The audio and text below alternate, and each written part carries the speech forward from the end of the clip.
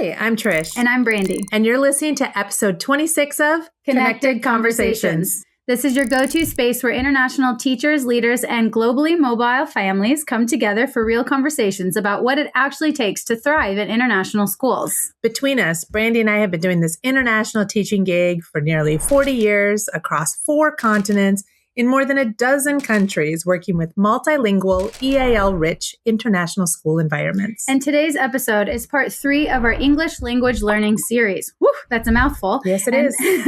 And one we've been wanting to do for so long because this episode sits at the intersection of 2 conversations we hear constantly in international education: language ability and behavior. Yep. And more specifically, what happens when language barriers get misinterpreted as behavior problems? Yes. Today we're looking at something deeper than scaffolds or vocabulary strategies. We are looking at identity. Because in international schools, language isn't a skill students are building. It's the medium through which they're trying to prove who they are and what they know. Yeah, so if you've ever been confronted with a behavior challenge, then this is the episode for you.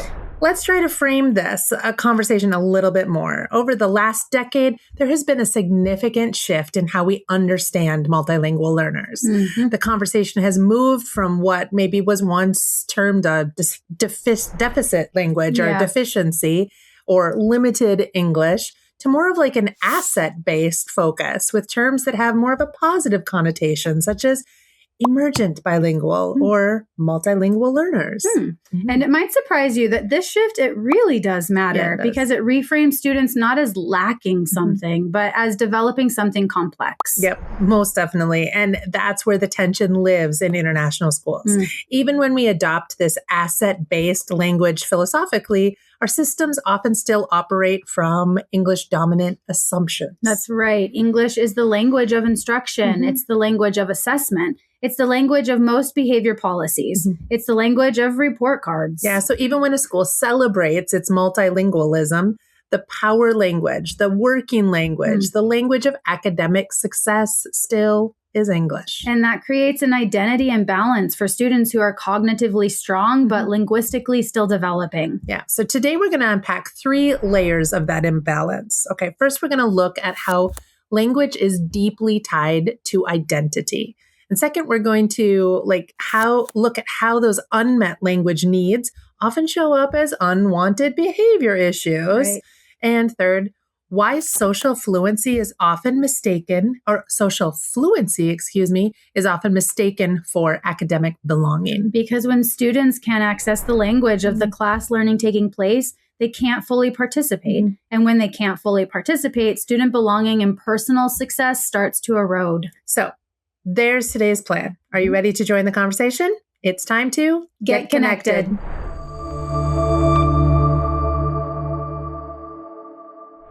Okay, let's begin by looking at language as identity. Let's start with a common conversation that we both personally experienced with parents of our students in our international schools. Okay, the family is relatively new to the school, and then you have to call them in for that first difficult conversation at some point. It circles to the comment of, but really? My child is quiet or not confident in English, you say? But at home they talk all the time. They're quite articulate, like maybe even opinionated. Yet we in the classroom see that same child barely speaking or participating. That disconnect can be jarring if you haven't experienced multilingual development before. Yeah, parents need to be aware of a few key factors here because the research has been clear for years. Conversational fluency and academic fluency develop on very different timelines. Absolutely different timelines. Applied linguist Jim Cummings distinguished this idea between social language and academic language decades ago. Students can develop basic interpersonal communication skills relatively quickly, sometimes within 1 or 2 years. But the cognitive academic language proficiency, that's different. The language of abstract thinking, analysis, justification, that can take 5 to 7 years to fully develop. 5 to 7 years. Let that sink in. Okay. We went into detail with this in episode 24 when we were discussing the BICS versus KELP language development. So head back to that if you need a refresher. I probably do. We also touched upon that topic or this topic in episode 25, addressing the misconception that parents often make, thinking that 1 or 2 years in an English immersive environment will be enough for my child to acquire English. Yeah, so now we need to help parents and educators understand that the timeline is often underestimated in international settings, especially when a child sounds fluent. Remember, we discussed how a child who chats comfortably on the playground may still be struggling to construct an argument in writing or process complex academic texts. And you know what? That's totally natural. Totally. And that's where the identity part comes in. When a student's thoughts are more sophisticated than the language they have to express them, it really creates this internal disbalance. Right. The student knows that they're capable, but they can't show it consistently. Yeah. And over time, that gap affects their confidence. It limits their risk-taking in class. It erodes their potential class participation. I'd even argue that in many cases, it takes no time at all for that gap to appear. Oftentimes, students enter into a new setting already in a confidence and self-esteem deficit, and where language would be the pillar of being seen, becoming known, creating identity, building friendships, ultimately, building up their confidence and self-esteem. Now that known language is not available to them. Getting a little sad for them right here. Gosh, really, we do ask a lot of these kids that move around the world and try these new things. Risk taking. Wow. Okay. Yeah. So these students are not starting at square one, not only starting at square one in a new environment, they're starting back there at square -7. Yep. And current pedagogy around culturally responsive teaching emphasizes that identity affirmation is foundational for engagement. Yep. When students feel their full identity is seen and valued, academic performance improves. Yeah. But if the only visible version of a student is their emerging English version, then we're not seeing their full cognitive identity. Absolutely. That's so true. And we need to keep this in mind, especially if we in the classroom aren't bilingual or fluent in the child's first language. Yeah. And we all know that there's such growing research out there around translanguaging. It's a new word for me that I've learned, but I've known the concept for a long time. The idea that multilingual learners use their entire linguistic repertoire to make meaning. Absolutely. And when schools restrict students to that one language only, they English only, please, English only. Yeah. They really limit cognitive processing of a student. This means that some of what we may label as hesitation may actually be a student just mentally translating, negotiating the meaning, and monitoring the correctness simultaneously. And not to mention amping up the courage and bravery to be vulnerable and participate with a looming fear of peers reacting to any of their mistakes. That social and emotional load can be overwhelming in real time. Yeah, we've mentioned before how teachers need to improve their wait time and limit their question stacking to help children have time to do this mental translanguaging successfully, especially in the start. For sure. Remember, it's not a lack of ability on the student's part. It's cognitive and perhaps emotional load slowing them down. And when a child is in a code switching scenario, between home and school cultural norms, we're asking students to do a lot of emotional regulation and linguistic processing all at the same time. Oof. Gosh, we're mean. I know. How dare we? And all that constant self-monitoring can lead to what some researchers describe as identity fatigue. So when you see a student in your class or your own multilingual child becoming quieter, maybe more perfectionistic, or maybe even a little withdrawn over time, consider all the load that they are processing. We really need to pause and consider, is this true ability decline? Or is it perhaps just identity protection? There are phases of gaining new languages, and the silent period is one commonly referred to in bilingualism. Both Trisha and I have seen our own sons go through these quiet periods where new cognitive loads are taken in. They're processed, and then they're sorted to help develop their outward identities. Yeah, so be aware, be patient, be supportive. Yeah. This is the best advice that we can give in this area. Beyond language being related to a child's identity is how many schools link it to their behavior issues. And this is where many school systems react way too quickly. Yeah, most international schools now operate within some version of a tiered support system, right? Often called a multi-tiered system of support, or MTSS, I've been seeing this week, which are designed to help be a proactive, evidence-based framework for supporting behavior issues in schools. These multi-tiered systems are designed to identify patterns early, but they don't always differentiate between behavioral non-compliance and linguistic overload. Yeah. And that linguistic overload can really manifest in multiple ways, like one of the most common being withdrawal. A student who avoids participation due to limited language abilities may be perceived by the untrained eye as disengaged. But from a language development perspective, that silence may be strategic. It may be what researchers refer to as a low-risk participation strategy. That makes sense. In other words, if I don't speak, I don't risk making a public error. Yeah, that's what I do.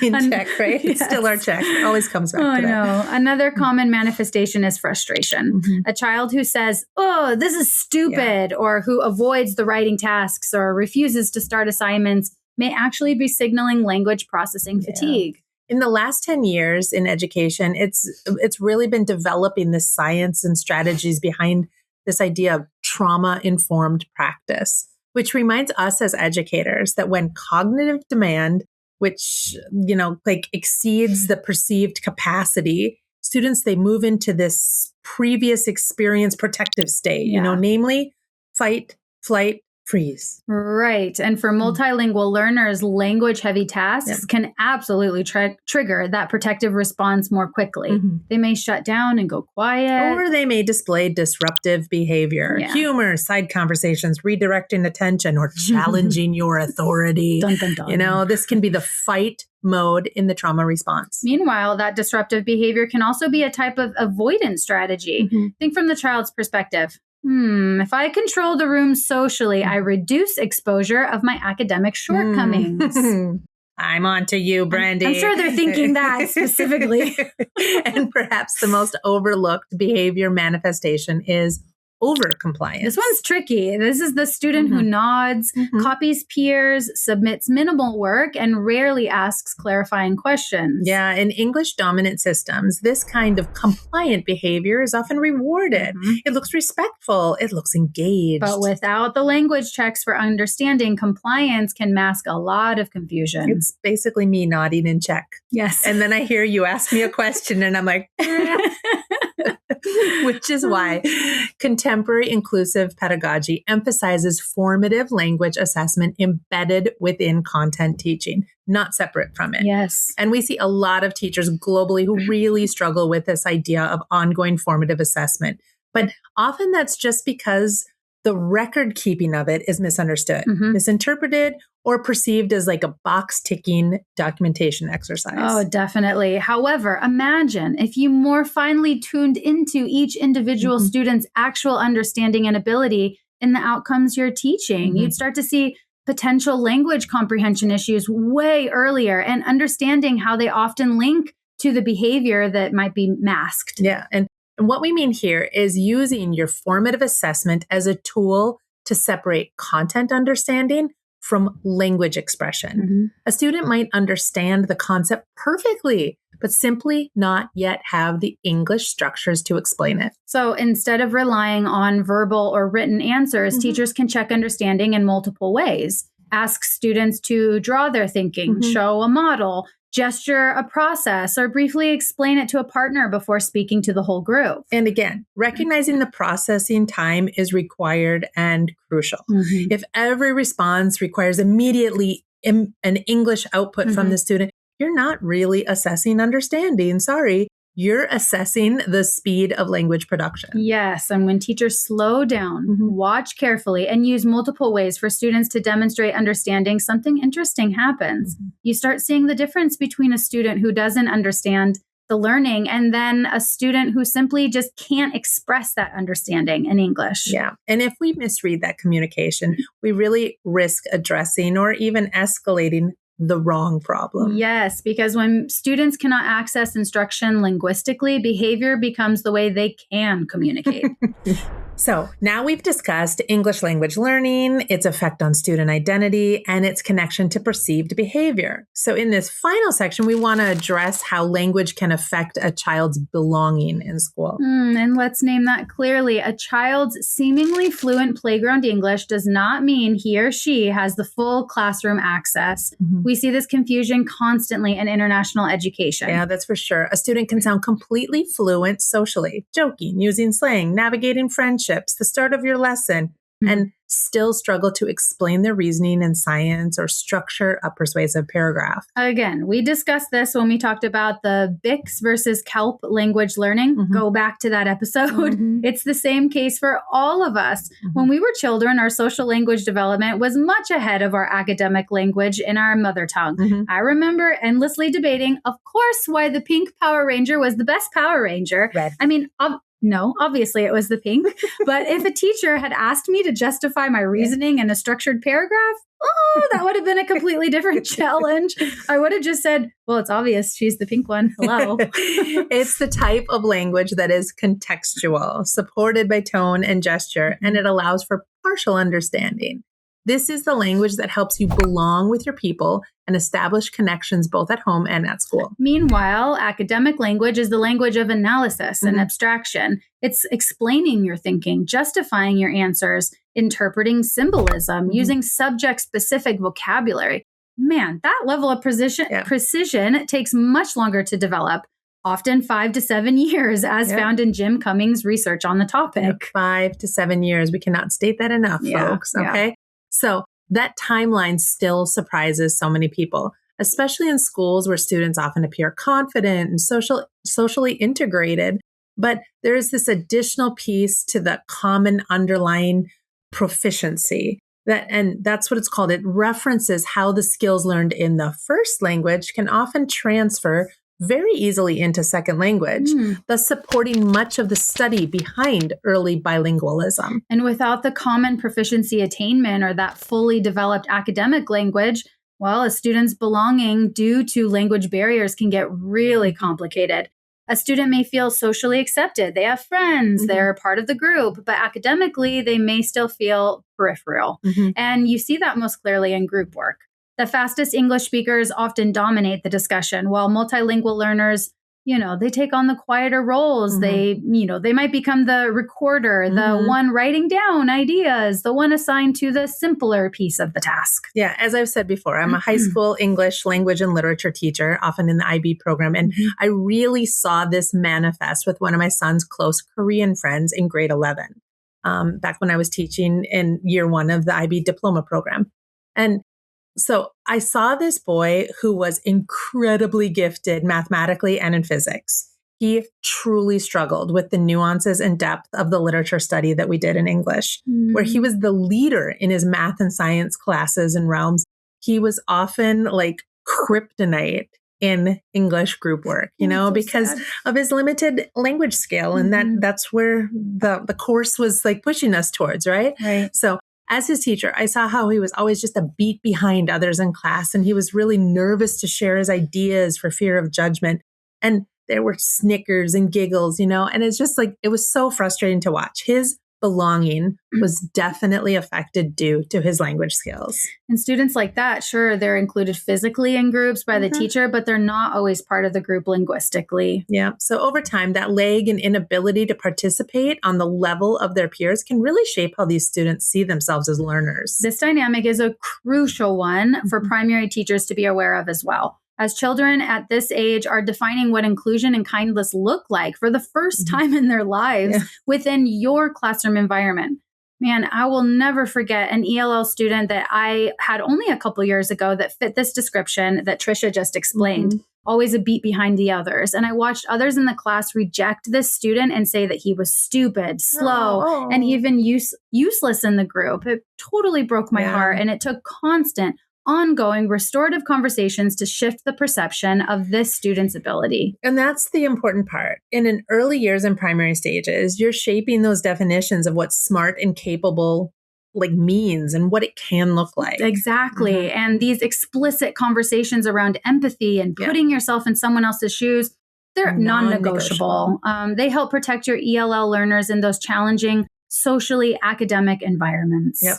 Frameworks like those from the University of Wisconsin-Madison's work on their WIDA standards, WIDA standards, and WIDA assessments really can help remind teachers and parents out there that multilingualism develops across different domains and at different rates. A student may understand far more than they can express spontaneously. But if participation is only measured by speed and verbal fluency, we miss that nuance, don't we? Yeah, for sure. We start equating quick English with higher competence, and this assumption is fundamentally flawed. Yep, I agree.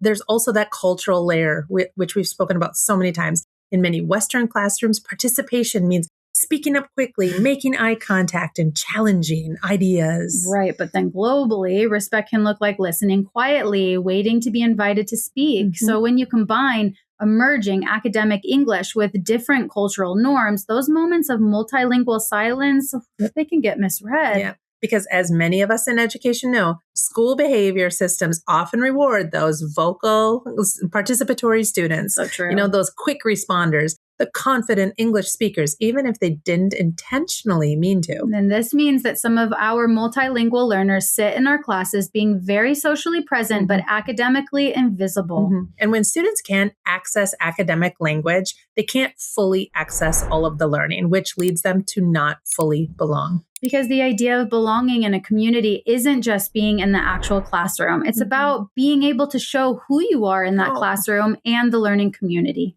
For sure. Oh my goodness, Brandy, I love this topic. Me too. And we are so deep into it. It's close to my heart, really, seriously. I just find the whole idea of multilingualism and culture and belonging and identity through language such an important idea for bridging those cultural divides that we have across this world. Oh, I could not agree more. So as we wrap up today's episode, we want to say a big, big thank you for sitting with us in this conversation. These are not surface level topics, and we really hope this gets you thinking about the process of language learning as a continuum for the students in your classrooms. And if you found yourself thinking, I have seen this exact type of student in my class before, or yikes, wow, maybe I misjudged that student's behavior before now, but now that I know their language skills may have played a role into what they did, well then, you're not alone. Definitely. Today's global community and international classrooms are such linguistically complex spaces. And when language, identity, behavior, and belonging all intersect, it's easy to respond to what's visible without fully understanding what's underneath. So let's review what we covered today in this episode 3 of our ELL miniseries. We've talked about how language is deeply but linguistically limited in the language of instruction. We unpacked how social fluency, such as being strong at playground English, can mask those gaps in academic language that take 5 to 7 years. Keep saying it. 5 to 7 years. 5 to 7 years. To fully develop. Yep. We've explored how unmet language needs frequently show up as withdrawal, confusion, frustration, disruption, or even overcompliance in students. And we also examined how participation norms and group work structures can unintentionally push multilingual learners to the margins, even when they appear socially included in other areas. So today's takeaway is this: when students can't access academic language, they can't fully access the learning. And when they can't access the learning, their belonging starts to erode. Always remember that, like it or not, a student's behavior is a way that they're communicating, be it good, bad, or ugly. We parents all know this. Yes, we sure do. The question is whether we as parents and educators are really listening carefully enough to hear what this student's actually saying. Yeah. So if today's episode helped you reframe something in your mind, a student, a classroom dynamic, or some sort of system, then we've met our objective. Well done, Brady. Okay. All right. Because it's clarity that matters. Yeah. And then if you're thinking, okay, so what does this look like in practice? Then our time has come. Our next episode, our teacher toolbox episode, is going to come in and help you. Yep. So in the next episode of this series, we're going to move from awareness to application, looking for the practical structures that support multilingual learners without increasing teacher overload. Because this isn't about adding more to your plate. It's about designing smarter systems around language acquisition and understanding and how we can meet the wide needs of our spectrum of language learners. Yeah. So if you would like to explore more resources designed to specifically help your international educators around you or yourself, you can head over to our website at connectedglobal.org. Yep. Over there, you'll find multiple guides, infographics, and practical tools created for multilingual, globally mobile school communities. And if you're navigating ELL or EAL systems yourself, or behavior frameworks or school-wide language structures and need a helping hand or someone to discuss the next steps with, you can always book a consultation with us. The conversations we have with you are always grounded in your specific context because few international schools look the same, though patterns are definitely there. Definitely there. So, and if this episode sparked a conversation, a question, a story, or a comment you'd like to share, we'd love to hear from you. Please leave us a comment down below. We read every single one of them. We sure do. Or share this episode with a colleague. So subscribe to our channel and leave us a review. Each like helps our global community grow and reach more people. Okay, so until next time, may your students be constantly growing in their language skills. Your classrooms be places of student belonging with a growth mindset. And your professional development support you in seeing education as truly international. Hi, I'm Trish. And I'm Brandy. And you're listening to Connected. Sorry.